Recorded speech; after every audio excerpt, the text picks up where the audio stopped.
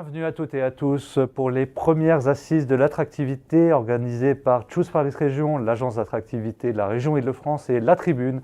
Pour commencer, nous sommes avec Lionel Grotto. Bonjour monsieur. Bonjour César. Vous êtes directeur général de l'agence d'attractivité de la région, donc Choose Paris Région. Alors, pourquoi organiser ces assises aujourd'hui ? L'attractivité, effectivement, on y pense parfois comme des indicateurs un peu compliqués, des voyages à l'autre bout du monde. Et on avait envie de partager aussi ce qui est notre quotidien à nous. L'attractivité, c'est un mot qu'on emploie 100 fois par jour.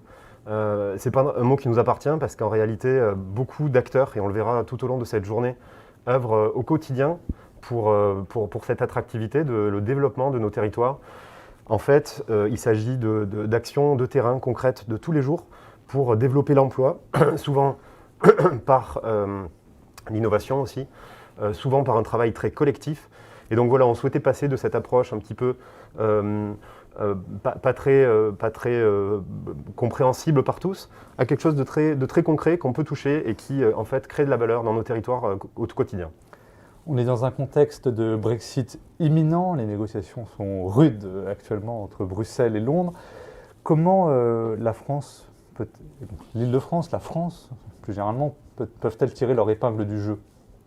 Alors clairement, l'objectif affiché est que l'Île-de-France soit le hub d'entrée en Europe pour l'ensemble des investisseurs partout dans le monde, où qu'ils soient. Londres a longtemps occupé naturellement cette place par la langue, par tout un tas de facteurs.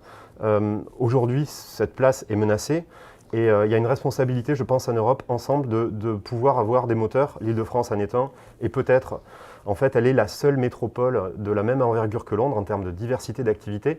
Si on regarde, l'Île-de-France, c'est de la finance, des services, certes, mais c'est aussi de l'industrie, c'est aussi de la logistique, c'est des startups, c'est des grands groupes, de la R&D académique et beaucoup plus appliquée. Donc c'est une énorme diversité. Si on prend Amsterdam, par exemple, ou Francfort, c'est 800 000 habitants. L'Île-de-France, c'est 12 millions. Et ça, c'est des chiffres que nous, on oublie parfois un petit peu en France, mais que les investisseurs, au moment de choisir une implantation, ils s'en souviennent. La France, ce n'est pas que l'Île-de-France, c'est aussi toutes les régions. Comment faire en sorte que cette locomotive aussi évite de laisser les wagons régionaux à la traîne ? Comment vous travaillez sur l'ensemble de la chaîne de valeur, pour le dire autrement ? Alors, c'est une excellente question. Je pense que déjà, il faut rappeler qu'aujourd'hui, déjà, l'Île-de-France est un moteur.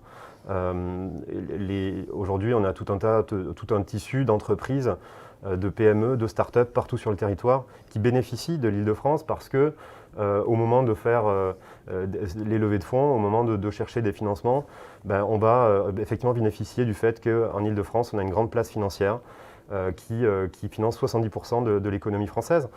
On a aussi tout un tas de chefs d'entreprise de Bordeaux, Toulouse, de Lyon ou de Marseille et qui vont venir à Paris une fois par semaine parce qu'ils vont trouver un salon professionnel, ils vont y trouver des partenaires avec lesquels effectivement ils vont pouvoir développer leur activité. Nous, on a accompagné en 2019 une société qui s'appelle WPD, c'est des éoliennes. Ils ont notamment des activités éoliennes offshore à Fécamp, donc ils ont développé leur activité. Les sociétés, en fait, attendent que les régions travaillent ensemble. Elles attendent un travail collectif. Et en France, on a parfois un petit peu ce défaut de ne pas jouer assez collectif. Donc ça va être aussi tout l'objet de cette journée, de montrer comment est-ce qu'on peut faire plus en travaillant ensemble.